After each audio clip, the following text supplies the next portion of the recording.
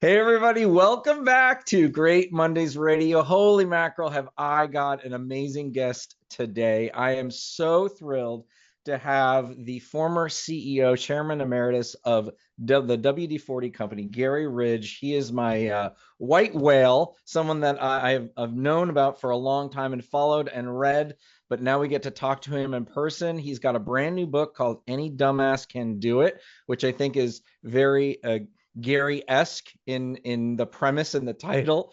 And we're going to talk about his book, Learning Moments from an Everyday CEO of a Multi-Billion-Dollar Company. Garry Ridge, amazing to meet you. Thank you so much for coming on Great Mondays Radio.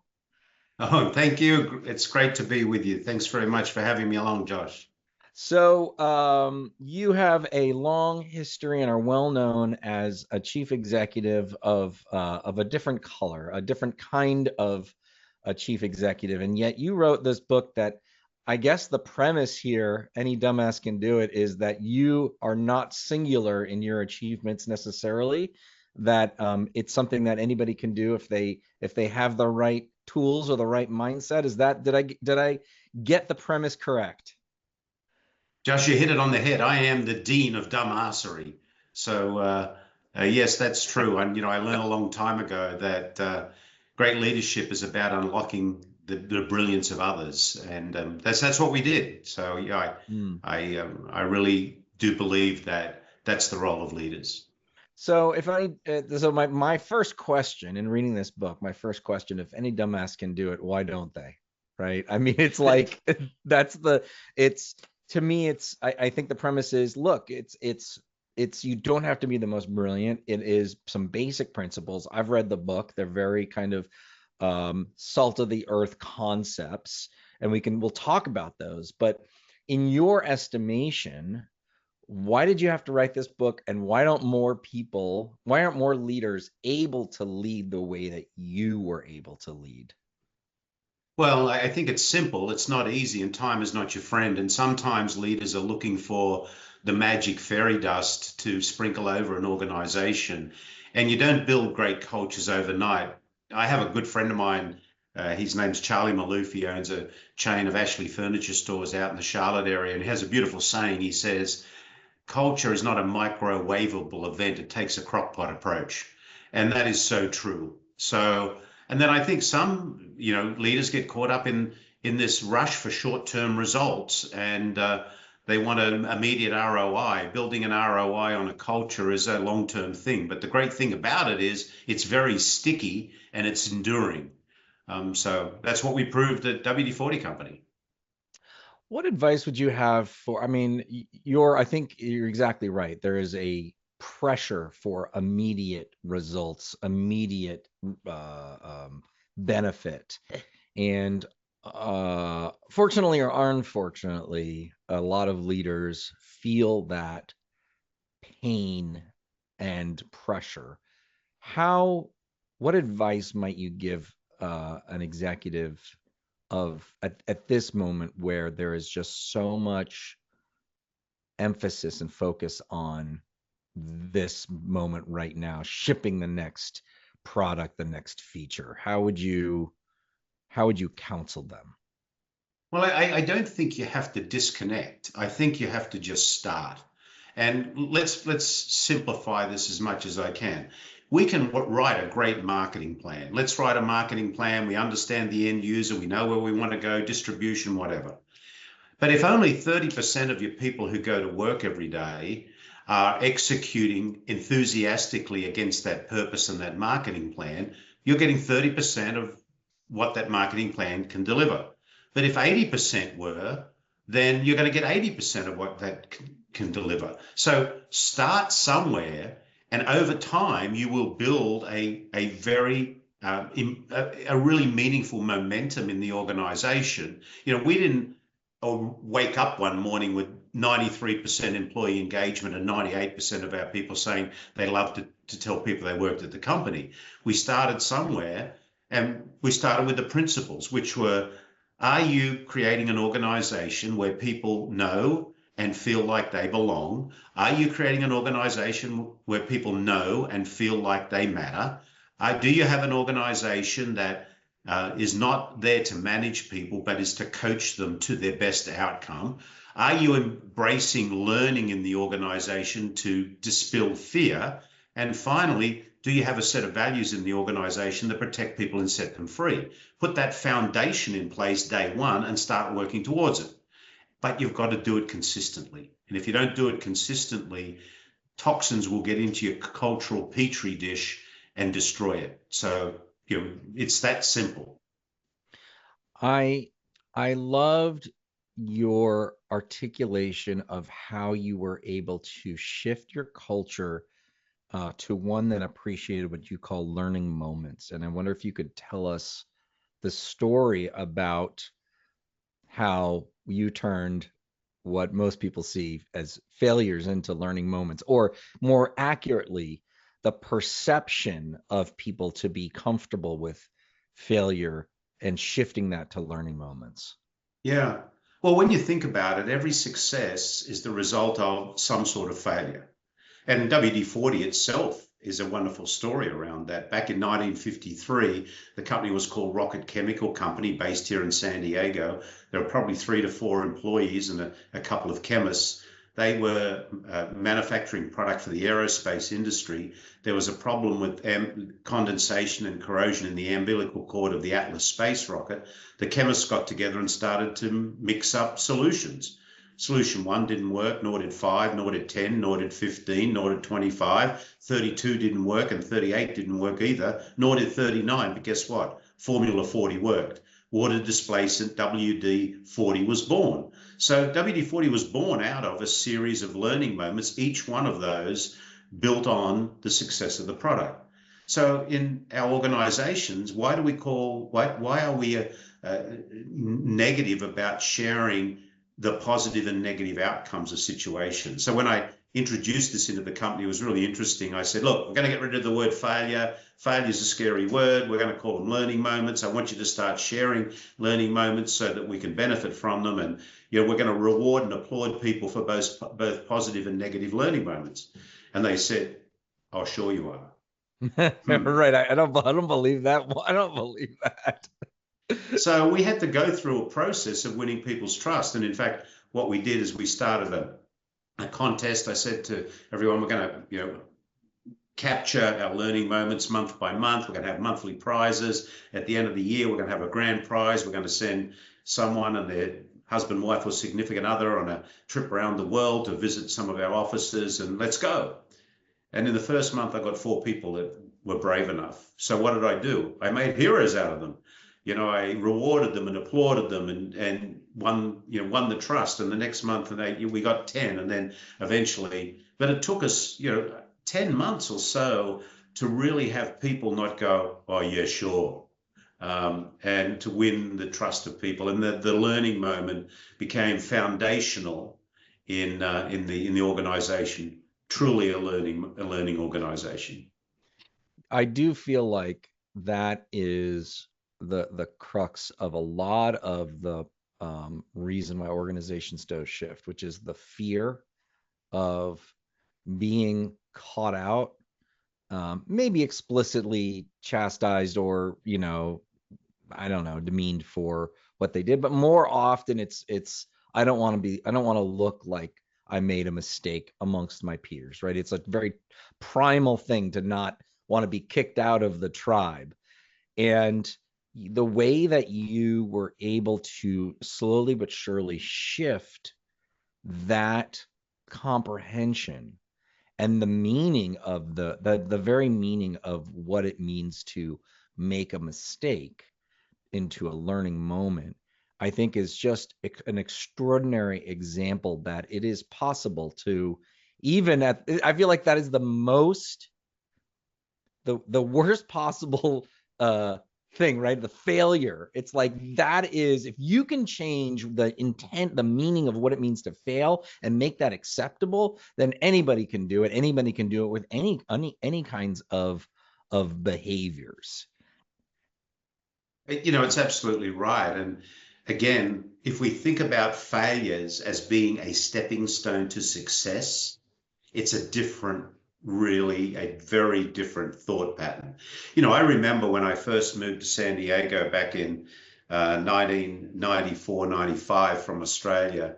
I learned the power of three words: I don't know. And I was actually in a meeting in San Diego, and there was a bunch of leaders there. And in fact, the then president and CEO of the company was in the room, and there was someone presenting to us about a subject. And I sat there for the first 10 minutes, and I had in my head, I have no clue what this person's talking about. This person was camouflaging issues with confusion to make it how smart they are. So I put up my hand and I said, excuse me, not long in this country, but I'm having a problem really understanding what you're trying to share with us. And that could have been my career limiting move, right? I was showing, that was probably my first sign of dumbassery. Yep. And everybody in the room went, oh, because they didn't either. So it, really told me that, it's about being brave enough to actually say, I don't know what's going on here, or this failure is a stepping stone to success. How do we maximize it? I do feel like that's your kind of your maybe not so secret, but the secret to your genius is being vulnerable and brave. That's kind of what I took away from this. And I know you have sort of a self-introduction where you're saying I'm mostly wrong and roughly right. But what I see in you is kind of this very human, bravely vulnerable, I think is what I would call that. Is that something that leaders can learn how to be? Yeah, I think vulnerability is, we are just these basic human beings, all of us bumbling our way down this pathway of life. And as we bumble our way down this pathway, there are thieves that are in the bushes that run out and grab us and take us into the bushes. And they're the everyday interactions that happen to us, greed, short-sightedness, short-term results, envy, you name them. And for a minute, we think we're safe, but we're not. We need to get back on that path.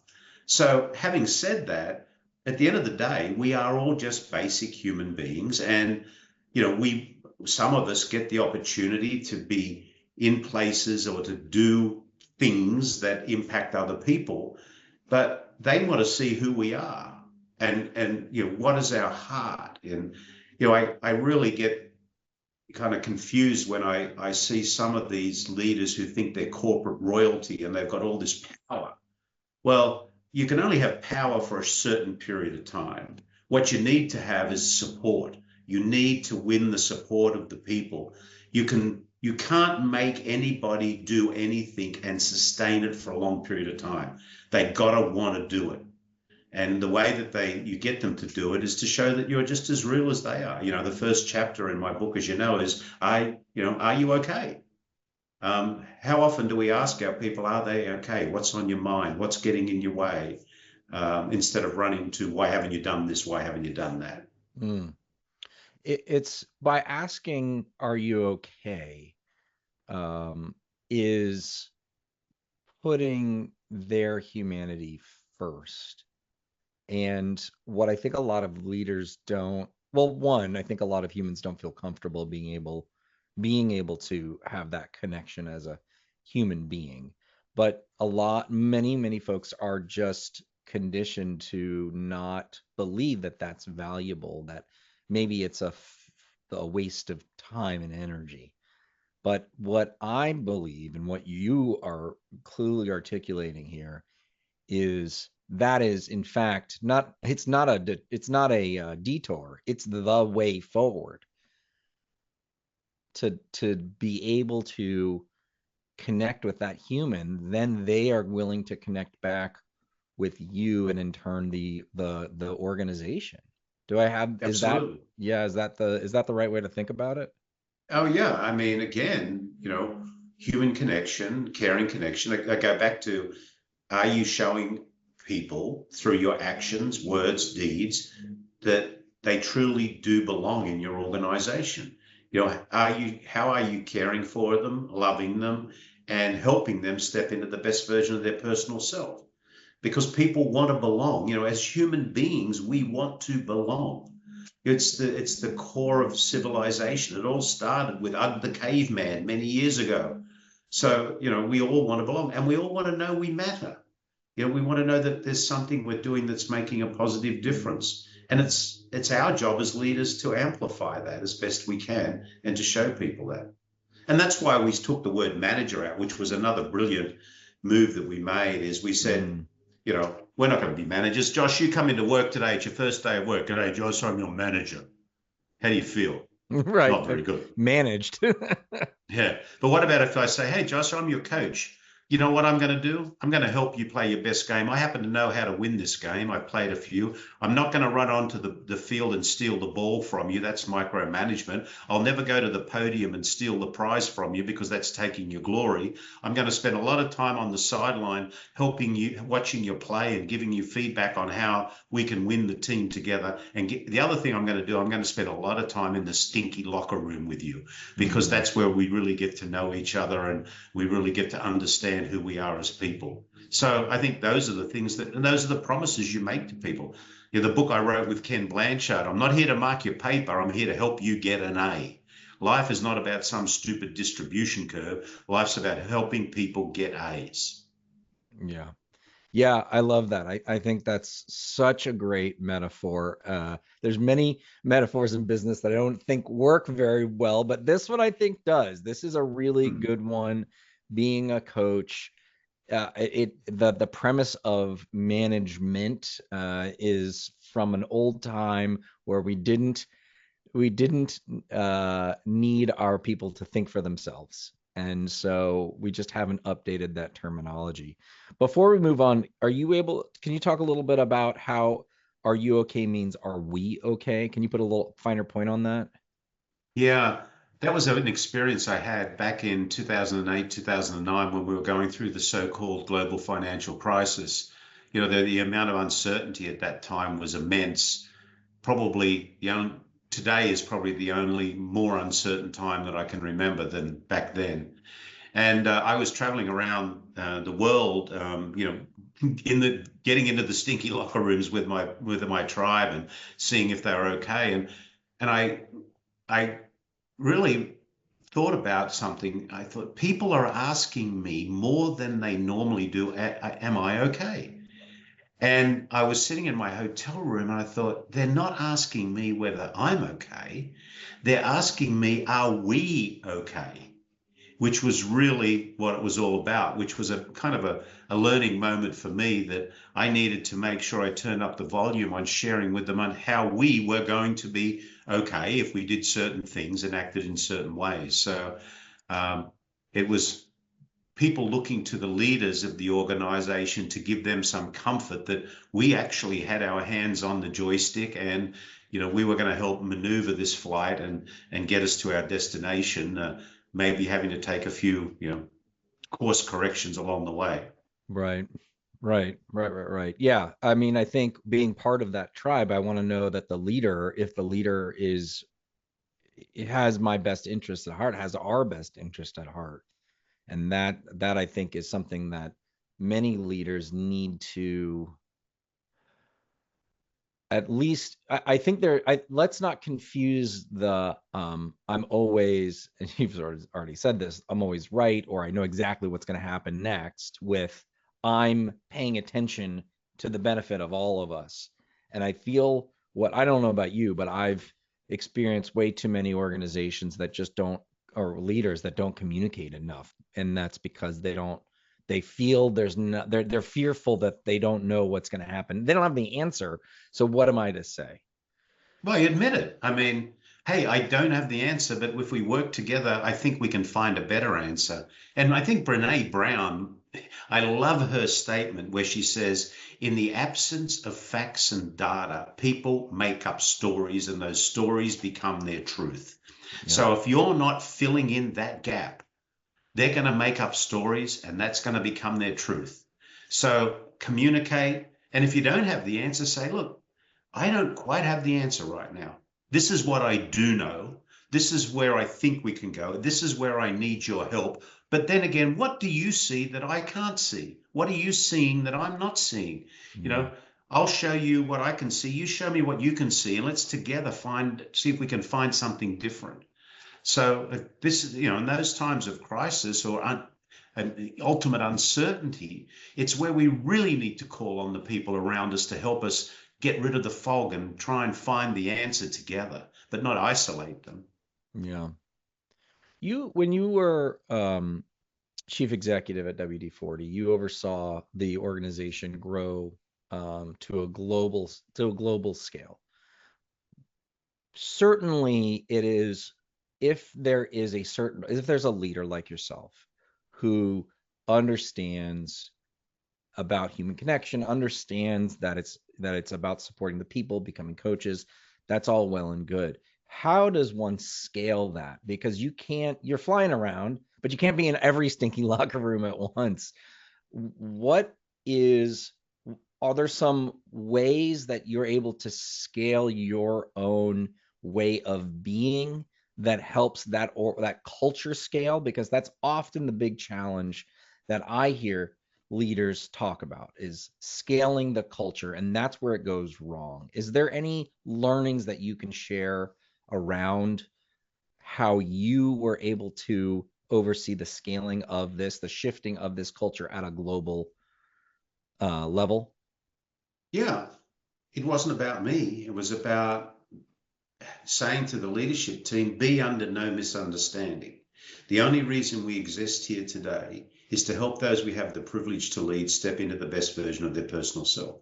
And we're going to have some structure around that. Here is our clearly defined, authentic purpose.